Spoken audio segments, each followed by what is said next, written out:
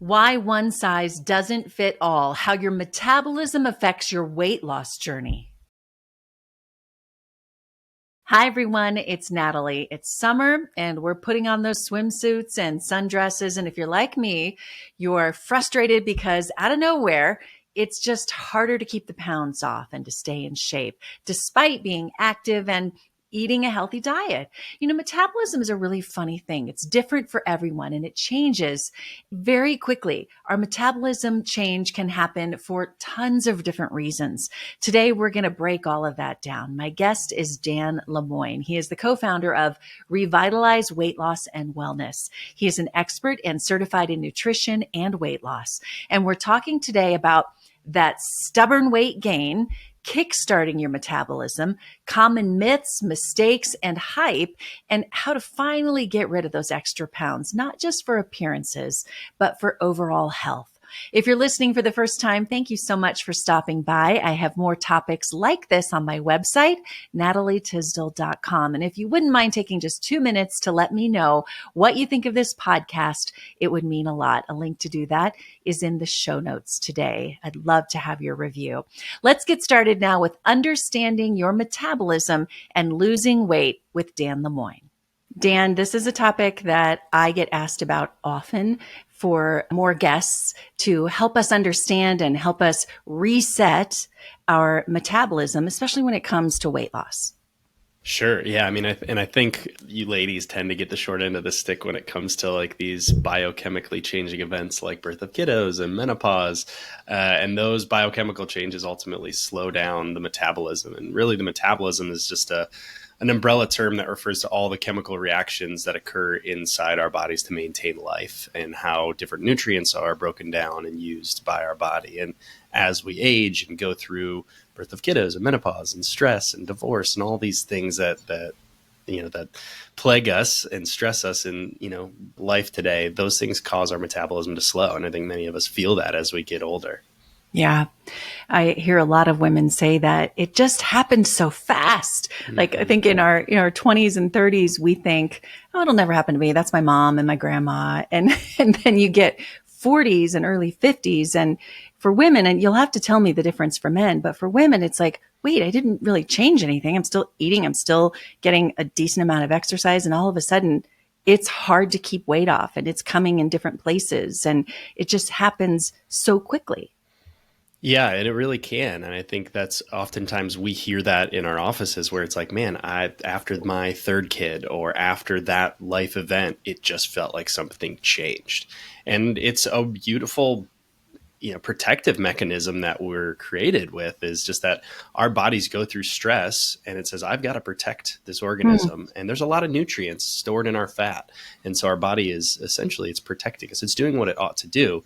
But our bodies don't know that there is a grocery store and a McDonald's on every corner and that food is readily available to most of us in the developed world. So how is it different for women than it is for men? Well, it's a pretty complex, the metabolism in general is very complex, but it is affected by hormones and genetics, and women in general carry less muscle mass than men, muscle mass being a huge driver in, how much energy you burn in a day.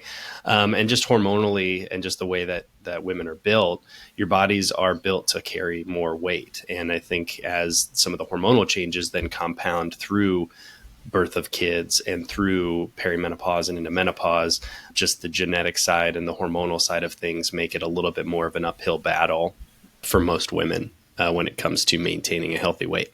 Tell me about your average client. What are they coming in and saying to you and looking for, and then how do you guide them? I think we're seeing a lot of folks who have tried stuff and they've tried different fad diets or medications, or they've Google dieted, right? Where it's like, I'm going to go to the internet and type in how to lose weight and whatever I find I'm going to do. And a lot of our clients are just tired. They're saying, hey, I know I can lose weight. How do I keep it off? How do I fix the metabolism so I can keep it off, but still live a regular life? And I think that's the key. I think there's a lot of programs that are really effective at helping you lose weight, but you never get to even daydream about a carb ever again. And that's super frustrating because it's like, do I ever get to go back to a regular life, or do I have to like live in a hyper structured mode? And so there are ways to affect the metabolism positively and restore harmony there so that you can, eat a regular diet. I think the biggest thing that got me into this was seeing my mom work with Dr. Abood. She's in her 60s. Now, metabolically, her metabolism, her metabolic age is in the 40s. And I think that was the biggest aha light bulb for me as a nutritionist, because I was rather skeptical when she started to work with him, seeing this diet and going, do these really work? And then seeing her metabolic age come down, not just losing 32 pounds, but that 3, 4, 5 years later, she was able to keep it off, eating a regular diet within reason. She's not eating cheesecake every day, but she's able to enjoy herself and not yo-yo, which is what I've seen her do my entire life. And so that really got me into, okay, how do we affect the metabolism?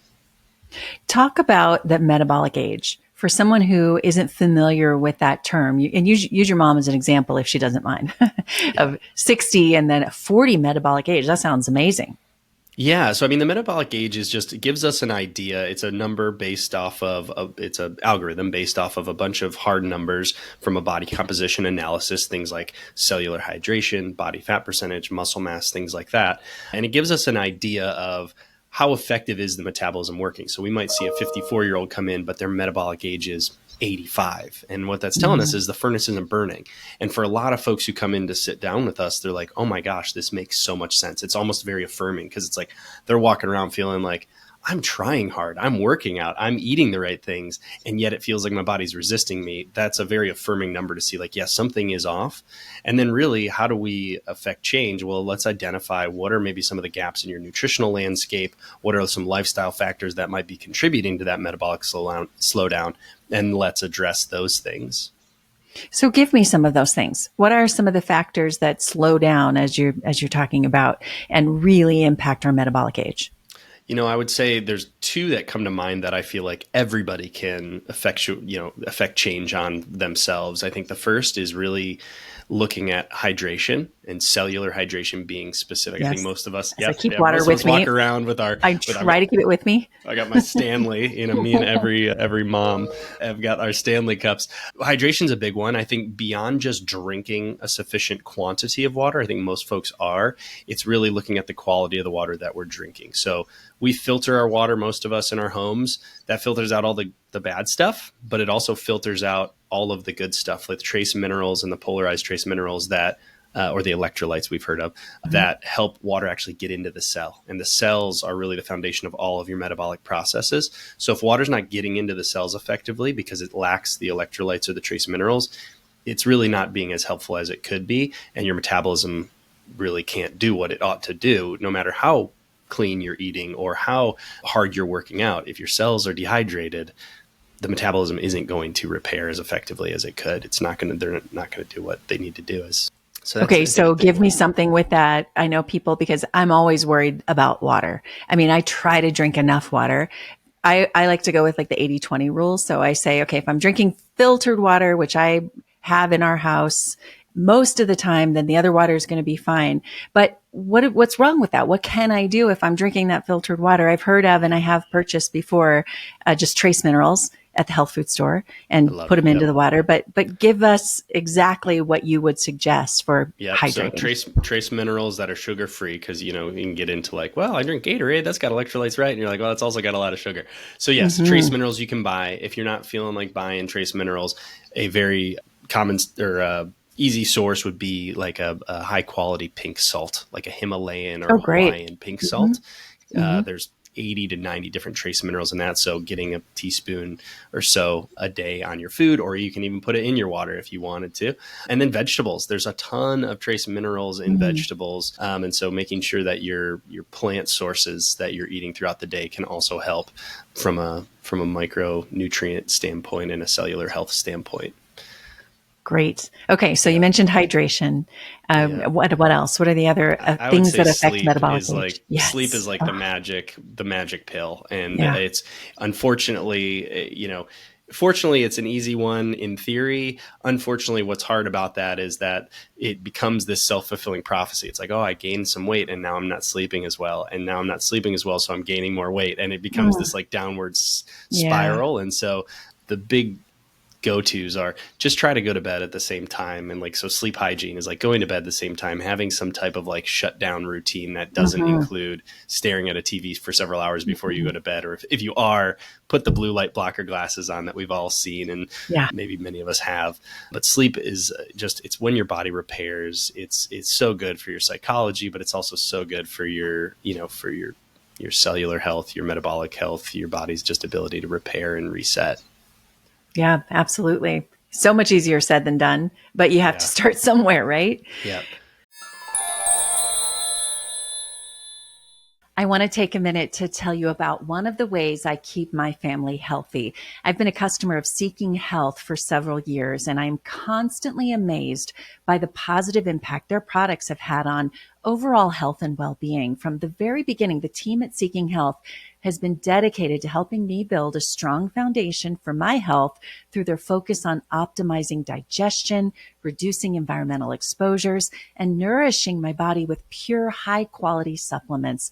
They've provided me with the tools and the knowledge I need to support my body's natural healing systems, and I have seen significant improvements in my energy, immune function, and overall sense of well-being. A few of my favorites: active magnesium, the glutathione plus, immune intensive, also the electrolytes we put in our water in our family, all great products. And those are just a few. I'm grateful to the team at Seeking Health for their passion for prevention and their consistent commitment to helping with my family's health. If you're looking to take control of your health and build a strong foundation for your well-being, I highly recommend Seeking Health. You can get more information and a discount code by going to natalietysdal.com/favorites. Look for the Seeking Health logo and that discount code. Again, natalietysdal.com/favorites. The link is in the show notes. Okay, what else? I think fasting is an interesting one that I think is very in vogue. Intermittent fasting. There are, benefits of fasting from a digestive standpoint, from a metabolic standpoint. I think there's also times though when we undereat. And so we are like, oh, I just skip breakfast because I'm kind of like just rushing out the door, but I'll call it intermittent fasting so I feel healthier about it. But in reality, I know for me, at least personally, and I see this often with our folks, they're stressed, right? We've got adrenal fatigue. We're under stress at work. We're under stress with our family. Then we go work out like fiends at a CrossFit gym or we get our heart rate up because we've been told that that's good. And it is.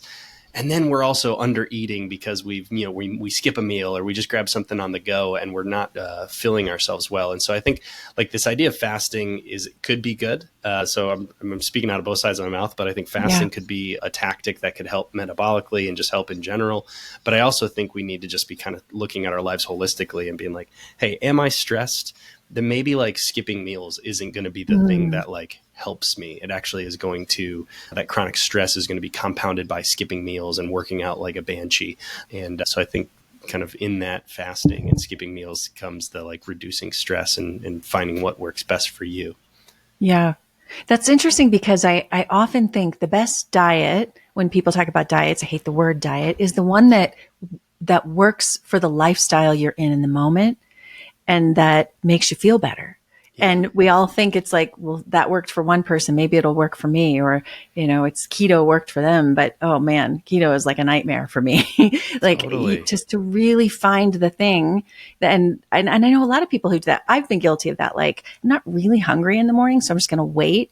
But then by 11 o'clock, I'm starving. And my cortisol levels I've had tested are high. Yeah. So I know that's affecting a lot of things. Mm-hmm. So it's figuring it all out, right? Yeah. For yourself.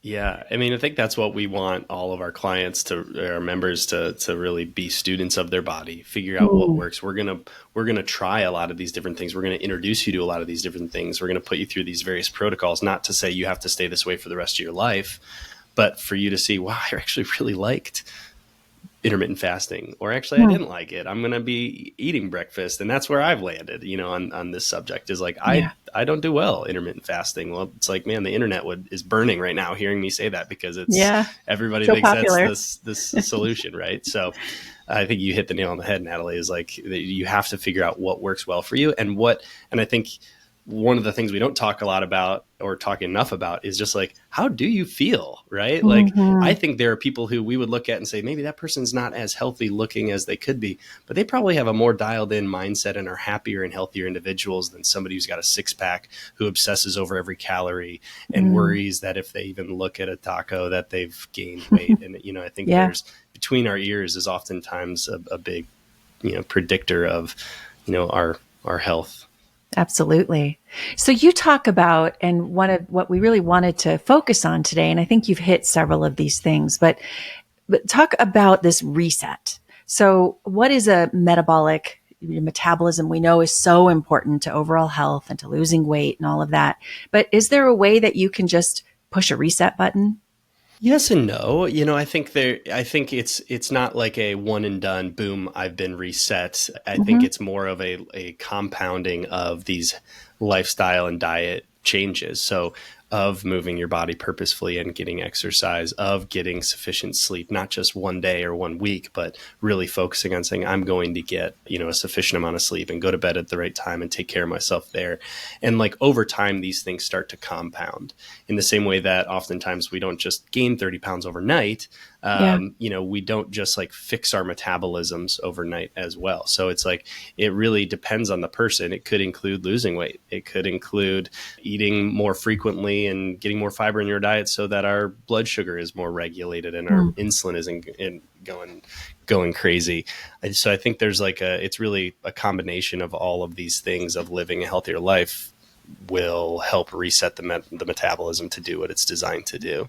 Yeah, everyone's looking for, and I know we've talked about this for years, a magic pill or a surgery or something just to make, because this process, it's not easy. I mean, it'd be great if we could just push a button or take a pill. Yeah. But in terms of being healthy and happy, and like you're saying in your mind, all of these things like sleep are important. Even if you did have a pill to make you lose weight, you still need to sleep to feel well. So let's talk about some of those quick fixes and when it's right and when it's not right. Bariatric surgery has been around, of course, for years. People who have really needed that have been successful with it. We hear so much about weight loss drugs now. Can you talk about those? Are those ever the right thing? Yeah, I think I am a holistic practitioner, as we all are here at Revitalize. So I definitely skew towards feeling like medical interventions ought to be the last resort. That said, I don't know if it's always as black and white as even I sometimes think it is. I really kind of view these things as more on a spectrum of risk, right? Like if you just got diagnosed with diabetes and your doctor is saying you now have diabetes and this can be reversed with losing weight, and here is a medication that can jumpstart you and get you moving in that direction, there's going to be some side effects short term that we know of, unknown for long-term side effects. But the alternative is dying of diabetes or having your leg amputated. Like, it may be worth it, right? It's a spectrum of risk of whether you choose to engage with that medical intervention or not. And the same thing with like a bariatric surgery. Like if this is a matter of life and death, maybe it makes sense going under the knife if you've tried everything else, or this has to happen. All that said, I think we as a country have a kind of a storied history with these different weight loss drugs that have come to the market. There's been a lot of buzz and people use them, they see results, but then over time they yo-yo, or the FDA says, actually, this wasn't healthy. We shouldn't have been doing this. And they pull these drugs off the market. And so I'm often skeptical when there's these, purported miracle drugs coming on the market, and experts who also happen to be incentivized because they sit on these advisory boards of the very drug manufacturer saying, these are all safe and good. Yeah. I tend to be a little bit skeptical, and really even the doctors prescribing these medications, if they're doing their job right, they're saying this is a tool, this is a part of the broader picture of changing your lifestyle. Yeah. This needs to come with diet change. This needs to come with some lifestyle changes. And I think that's what oftentimes is forgotten, is that like, oh, I'm taking, these weight loss medications. I'm not hungry, so therefore I'm only eating 500 calories a day. Of course you're losing weight. But when you stop taking these medications that cost $800 a month, what's going to happen is you're going to go back to eating regular, and we haven't re-skilled you on what foods are best for you for keeping this weight off long term. And so when we're caught with this yo-yoing, and then the psychological damage and the physical damage of doing that. Yeah. The magic pill isn't always magic in the long run. Yeah. But I will say that for some people, as a health reporter and following these stories for a long time, that there are people, like you said, who you got to weigh what it might be if you are medically obese or you can't keep the weight up, or diabetic. Like there are reasons for it. Sure. Maybe sometimes just abuse. My dad's a great example. Like he had a severely injured hip that he had to get a hip replacement. And these orthopedic surgeons say you have to be under a certain, height to weight ratio or body mass index for us to do this safely. And this needs to happen in the next 60 days. Wow. So that is going to inform his choices of how fast he's going to lose weight, how he's going to go about losing weight, versus it doesn't matter if it takes a year or 2 years to lose 100 pounds. I'll just get there when I get there. That's a different conversation than saying, hey, you can't walk until you get this new hip. We need you to lose 60 pounds. That's going to change your choices, right? Yeah. Yeah. Good example. So what else do you do there in your offices in helping people, and give us some more tips for people who are just frustrated with the process? What are some other things that you can give them? Yeah. I mean, I think the process can really be frustrating. And oftentimes it can be frustrating because we've either chosen the wrong goal, we got the wrong expectation of how quickly we should be seeing results, or we just don't have clarity on like, how do I even get started? And I think that's where we see a lot of folks are just like, I just need a plan. And I think that can be true of all of us in different areas, is just if we can get clarity on what those first steps are and really kind of bring our focus back from, I need to lose 100 pounds or I need to fit into a certain, pant or dress size, and say, all right, what I can really control at the end of the day is these small things. Let me focus on stacking up some of those wins, whether that's I'm just going to put my running shoes on. I don't even have to go for a run, but that's going to be like my measure of success. I'm just going to start super small and just start stacking these wins and feeling like I'm making momentum, I think can have a huge impact. There's an interesting study that kind of think illustrates my point. They took a control group and they took the test group, and they gave these two groups the same really unhealthy milkshake. And they said to the one group, they said, this is a health shake. It's good for weight loss and all these other wellness benefits. And the other group, they said, this is a terribly unhealthy milkshake. Enjoy it. The group that thought it was like a health shake ended up losing weight. Oh my. And so you could say, oh, does our mind somehow change the compounds that we're eating? Yeah. Maybe. I think more it's that like when I think I'm doing something healthy for myself, even if it actually isn't that healthy, I start to make other lifestyle choices. Maybe I go to bed at a different hour. I say, I'm a healthy individual because I drank this health shake. Wow. And so I think that there's whatever it is you choose something that you can be successful at and win at. And whether it's, fits with the keto diet or this thing, that thing, just start somewhere and start something. I think is like, I know it feels like a little bit generic, but that tends to be really helpful and really powerful for folks when they feel like they're making progress and they feel like they're being healthy. It starts to bleed into these other areas of their life. So and true. They start making healthy decisions. Yeah. Have you ever seen, I'm sure you have, it feels like it makes its rounds on the internet year after year, the military officer that gives the graduation speech about making your bed? Oh, yeah. Mm-hmm. It just popped up again after I've seen it so many times. And the whole premise behind that is make one good decision. Yeah. And it leads to more good decisions. Yep. And so that study is similar to that, is I'm making a good decision. I'm making a good decision. I'm going to eat something healthy, and now I'm going to go make more good decisions. Totally. And I love that idea. And it does. It feeds on throughout the day. You feed on the better decisions you made earlier in the day. Yeah. I mean, I like to go, like my wife and I will go to like a little juice bar and get juice. I know that like the benefits of juicing really are questionable. You're removing all the fiber, that's probably a higher concentration of sugar in there and this and that, but like you just feel healthier, right? And you just, then I start the day off, or I go through that day just feeling like I'm empowered to make more healthy decisions. And so I think there's something to the psychology of just tricking yourself into getting some of these wins. For us in the weight loss space, we do ask people to weigh themselves every day, unless it's a psychological trigger for them. And part of that is because it's really fun in those first couple weeks of just seeing progress every day. Because it's really hard when it's like, I'm going to diet on January 1, I'm going to cut out all these things, and you don't really lose weight. right away when you're just kind of cutting out a little here and a little there. Yeah. And so Yeah. for us in kind of our guided weight loss members and clients, we want to stack up those wins quickly because psychologically there's something about like, okay, I did give this thing up or I didn't indulge in that thing. But guess what? I lost a pound this morning. Like let's go. And I'd lost another pound the day before. And you start to like get these, when you get out the gate quick and you get some of those wins under your belt, there's a much more of a staying power through more of the, the times where you are, cutting back or structuring. Yeah, I think that's huge. And weighing yourself can psychologically, but you can get past that too. Psychologically at first, but as soon as you start seeing a tiny bit of progress, it feels good. Yeah, I mean, we have these little like signs above our biometric devices that include weight, but we get folks on when they come into our office, and it just says this scale is not a measure of who you are. And I think that's like a good reminder. Anytime you're standing on the scale, is like these are just numbers, even if they don't move. Like this is not, it's not worth getting down on yourself about. Yeah, and I mean the research is pretty clear. Those who like keep weighing themselves through the holidays tend to gain less weight, even if they're not trying to follow any type of diet. They end up gaining less weight because what gets measured gets managed, right? It's true. You can put a blindfold on. I've done that many times. Like, I'm just not even going to think about it. But then a month later, like, oh, I wish I would have thought about it. Yeah, totally. Well, where can people learn more about your clinic and what you all do and follow along with you? Yeah, our clinic website is joinrevitalize.com.